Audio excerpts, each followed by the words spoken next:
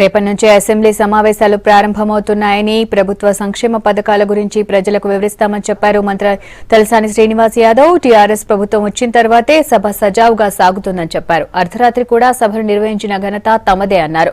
ప్రతిపక్షాల సవాళ్లకు ధీటుగా బదిలిస్తామన్నారు తలసాని. ఎప్పుడు కూడా సమావేశాలు సజావుగా జరిగినటువంటి దాఖలాలు లేవు. టీఆర్ఎస్ ప్రభుత్వం వచ్చిన తర్వాత శాసనసభ రాత్రి 12-1 గంట వరకు కూడా శాసనసభ జరిగినటువంటి సందర్భాలను కూడా మనందరం చూడడం జరిగింది.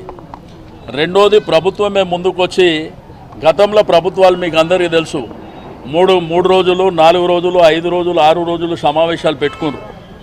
ఒక్కరోజు పెంచమంటే కూడా పెంచే పరిస్థితుల్లో ఆ రోజు ఉన్నటువంటి ప్రభుత్వాలు లేవు.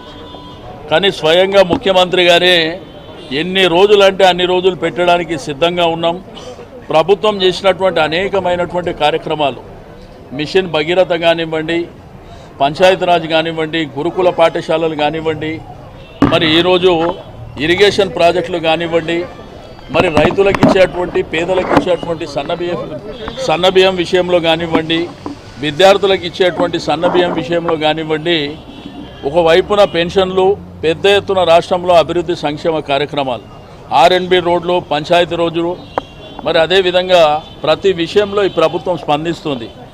గతంలో విత్తనాలు కొనాలంటే పోలీస్ స్టేషన్లోకి పోతుండే, మరి ఎక్కడ చూసినా కానీ పోలీసుల సమక్షంలో జరుగుతుండే.